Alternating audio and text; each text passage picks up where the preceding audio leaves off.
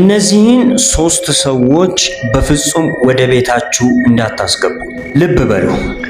ምን ኃይሎቻችሁ ጠላት ሰይጣን የቤታችሁን በረከት ለመስረቅ እነዚህን ሶስት አይነት ሰዎች እንደሚጠቀሙ ታውቃላችሁ።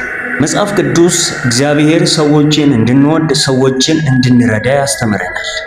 ሆኖም ግን ወደ ቤታችን እንዳናስገባቸው በጥብቅ ያስጠነቀቀን ሶስት አይነት ሰዎች ግን አሉ።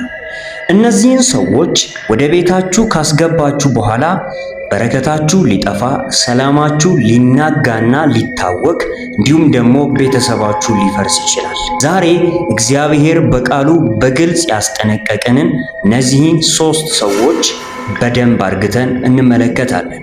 እስከ መጨረሻው ተከታተሉን። በተለይ ደግሞ ሶስተኛው በብዙዎቻችን ቤት በወዳጅነት ስም ተሸሽጎ የሚገኝ ትልቁ የጥፋት መጋረጃ ነው። ይሄ ቪዲዮ ለብዙ ሰዎች እንዲደርስም ላይክ አድርጉ። ላይክ አድርጋችሁ ለዚህ ቻናል አዲስ የሆናችሁ ደግሞ ቻናላችንን ሰብስክራይብ በማድረግ ቤተሰቡ እንዳትረሱ። ዝግጁ ከሆናችሁ ወደ ጉዳያችን ንግባ። የመጀመሪያው ሰው ነገረኛና አሜተኛ ሰው ነው። ይህ ሰው ወደ ቤቶ ሲመጣ የእርቅ ወሬ ወይም የሚያንጽ ነገር አይናገርም። የሱ ስራ የሌሎችን ስም ማጥፋት፣ በሰዎች መካከል ጥብን መስራት እና ወሬን ማመላለስ ነው። ይህንን ሰው ወደ ቤቶ ሲጋብዙ አብሮት የሚያስገቡት የማይጠፋ የእሳት ፊም ነው። መጽሐፍ ቅዱስ ስለዚህ ሰው ምን ይላል? መጽሐፍ ቅዱስ በምሳሌ ምዕራፍ 20 ቁጥር 19 ላይ እንደዚህ ብሎ ይናገራል። ዘዋሪ ሐሜተኛ ምስጢርን ይገልጣል፣ ከንፈሩን የሚያሞጠምጥ ሰውን አትገናኘው ይለናል። አንድን ሐሜተኛ ሰው ወደ ቤቶ መጋበዝ ማለት እየነደደ ያለን ፊም በሳር ክምር ላይ እንደመጣል ነው። ሐሜተኛ ሰው የእርሶውን ምስጢር ወስዶ ለሌላ ሰው ይሸጣል፣ የሌላውንም ክፋት አምጥቶ በቤቶ ውስጥ ይዘራል። እግዚአብሔር ከእንዲህ አይነቱ ሰው ራሳችንን እንድንጠብቅና ወደ ግል ሕይወታችን እንዳናስገባው በጥብቅ ይመክረናል። ሁለተኛው ሰው ቁጡና በቁጣ የሚመራ ሰው ነው። ቁጣ መንፈሳዊ ጨለማን ወደ ቤት የሚያመጣ መጥፎ ተላላፊ በሽታ ነው። ቁጡ ሰዎችን ወደ ቤቶ ደጋግሞ ካስገቡ በቤቶ ውስጥ ያለው የመረጋጋትና የፍቅር መንፈስ ቀስ በቀስ ይጠፋል። መጽሐፍ ቅዱስ እንዲህ አይነት ሰዎችን ወደ ሕይወታችን እንዳናስጠጋ እንዴት ያስጠነቅቀናል? መጽሐፍ ቅዱስ በምሳሌ ምዕራፍ 22 ቁጥር 24 እስከ 25 እንደዚህ ብሎ ይናገራል። ከቁጡ ሰው ጋር ባልንጀራ አትሁን፣ ከወፈፍተኛም ጋር አትሂድ፣ መንገዱን እንዳትማር፣ ለነፍስም ወጥመድ እንዳታገኝ ይለናል። ቁጡን ሰው በቤት ውስጥ ማስተናገድ ማለት የተከፈተ መርዛማ እባብ በቤት ውስጥ እንደማስቀመጥ ነው።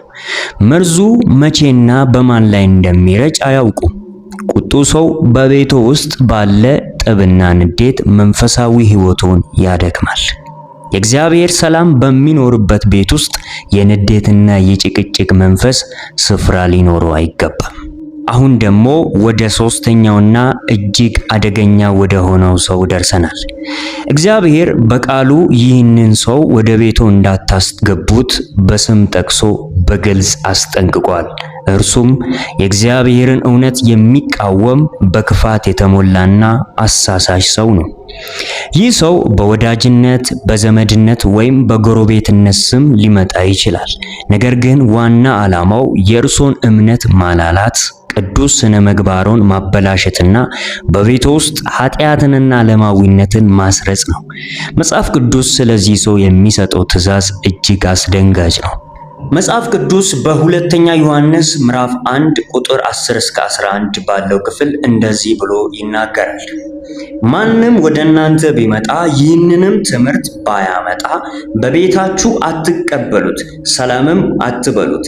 ሰላም የሚለው ሰው በክፉ ስራው ይካፈላልና ይለናል። ይህ ማስጠንቀቂያ ምንኛ ጥልቅ ነው! አንድን የእግዚአብሔርን መንገድ የማይከተል ክፉን ነገር ወደ ቤቶ የሚያመጣን ሰው ሲቀበሉ የነፍስዎን ደጅ እየከፈቱ ነው። ይህ ሰው በቤቶ ውስጥ ሲቀመጥ የሚናገረው ቃል፣ የሚያሳየው ባህሪና የሚዘራው ጥርጣሬ የልጆችዎንና የእርሶን መንፈሳዊ ሕይወት ይመርዛል። ውድ የእግዚአብሔር ቤተሰቦች ቤታችሁን ጠብቁ።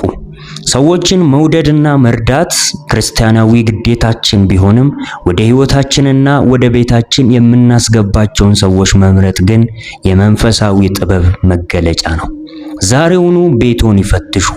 ከነዚህ 3 ሰዎች መካከል በቤቶ ውስጥ ስፍራ የሰጡት ሰው አለ?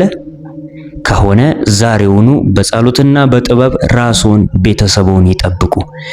እንግዲህ ቤተሰቦች በዛሬ ፕሮግራማችን እንደተባረካችሁ እንደተማራችሁ አልጠራጠርም። እስከ መጨረሻው ድረስ ውድ ጊዜያችሁን ሰውታችሁ ስለተከታተላችሁ በጣም ነው የማመሰግነው። ለዚህ ቻናል አዲስ የሆናችሁ ቻናላችንን ሰብስክራይብ ማድረግ እንዳትረሱ። ይሄ ቪዲዮ ለብዙ ሰዎችም እንዲደርስ ላይክ አድርጉ። እስቲ ኮሜንት ላይ ደግሞ አሜን በማለት እንድትጽፉ በጌታ ፍቅር ጠይቃችኋለሁ። በቀጣይ ጊዜ በሌላ ቪዲዮ እስከምንገናኝ መልካም ጊዜ ይሁንላችሁ። ተባረኩ።